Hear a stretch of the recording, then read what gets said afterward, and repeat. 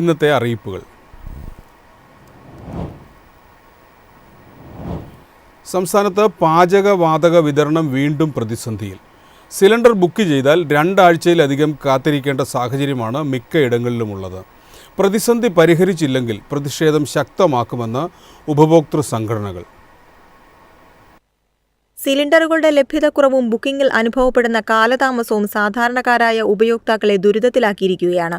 Bottling പ്ലാന്റുകളിലെ സാങ്കേതിക തടസ്സങ്ങളും സിലിണ്ടറുകളുടെ സ്റ്റോക്കിലുണ്ടായ കുറവുമാണ് നിലവിലെ പ്രതിസന്ധിക്ക് കാരണമായി ഏജൻസികൾ പറയുന്നത്. ഹോട്ടലുകൾക്കും മറ്റു ചെറുകിട കച്ചവടക്കാർക്കും പുറമെ വീട്ടമ്മമാരും വലിയ രീതിയിലുള്ള ബുദ്ധിമുട്ടാണ് നേരിടുന്നത്.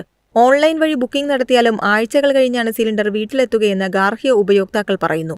ഏജൻസികളിൽ അന്വേഷിച്ചാൽ കൃത്യമായ മറുപടി ലഭിക്കുന്നില്ലെന്നും പരാതിയുണ്ട്. പ്രതിസന്ധി പരിഹരിക്കാൻ കമ്പനികൾ അടിയന്തരമായി ഇടപെടണമെന്ന ആവശ്യം ശക്തമാണ്. ബദൽ സംവിധാനങ്ങൾ ഏർപ്പെടുത്തി വിതരണം സുഗമമാക്കാൻ അധികൃതർ തയ്യാറാകാത്ത പക്ഷം വരും ദിവസങ്ങളിൽ പ്രതിഷേധം ശക്തമാക്കാനാണ് ഉപഭോക്തൃ സംഘടനകളുടെ തീരുമാനം. News desk MyFin TV. യാത്രക്കാരുടെ എണ്ണത്തിൽ വീണ്ടും വർധനയുമായി കൊച്ചി മെട്രോ. ഒരു വർഷത്തിനിടെ 14 ലക്ഷം യാത്രക്കാരുടെ വർധന രേഖപ്പെടുത്തിയതായി റിപ്പോർട്ട്. ഈ വർഷം ജനുവരി മുതൽ ഏപ്രിൽ വരെ മെട്രോയിൽ യാത്ര ചെയ്തത് 1,16,00,000-ലധികം യാത്രക്കാർ. 2024 അപേക്ഷിച്ച് കഴിഞ്ഞ വർഷം 14,80,819 യാത്രക്കാരുടെ വർധനയാണ് ഉണ്ടായിരിക്കുന്നത്. 2024 മെട്രോയിലെ യാത്രക്കാരുടെ എണ്ണം 3,49,24,955 ആയിരുന്നു. 2025 ഇത് 3,64,12,974 വർദ്ധിച്ചു. യാത്രക്കാരുടെ എണ്ണത്തിൽ ഓരോ മാസവും വർധനയുണ്ടെന്നാണ് കണക്കുകൾ വ്യക്തമാക്കുന്നത്. ഈ വർഷം ജനുവരി മുതൽ ഏപ്രിൽ വരെ മെട്രോയിൽ യാത്ര ചെയ്തത് 1,16,87,186 പേരാണ്. വാട്ടർ മെട്രോയും മെട്രോ സ്റ്റേഷനുകളിൽ നിന്നുള്ള തുടർ യാത്രക്കായി ഏർപ്പെടുത്തിയിരിക്കുന്ന ഇലക്ട്രിക് ഫീഡർ ബസ്സും യാത്രക്കാർക്ക് ഏറെ ഗുണകരമാണ്. ന്യൂ ഇയർ ആഘോഷത്തിനൊപ്പം ഇത്തവണ ബിനാലെയും യാത്രക്കാരുടെ എണ്ണത്തിലെ വർധനയ്ക്ക് കാരണമായി. ഈ പുതുവത്സരത്തിൽ പുലർച്ചെ 2 മണിവരെ മെട്രോ സർവീസ് നടത്തിയിരുന്നു. 1,39,766 പേരാണ് അന്നേ ദിവസം മാത്രം മെട്രോയിൽ യാത്ര ചെയ്തത്. Metro, electric feeder bus, water metro എന്നിവയിലെല്ലാം കൂടിയുള്ള യാത്രക്കാരുടെ എണ്ണം കണക്കാക്കുമ്പോൾ ഇത് 1,61,683 പേരാണ്. ഈ വർഷം ജനുവരി ആദ്യം KMRL പുറത്തുവിട്ട കണക്കുകൾ അനുസരിച്ച് 2017 സർവീസ് ആരംഭിച്ചതു മുതൽ ഇതുവരെ 17.52 കോടി ആളുകളാണ് മെട്രോയിൽ യാത്ര ചെയ്തത്.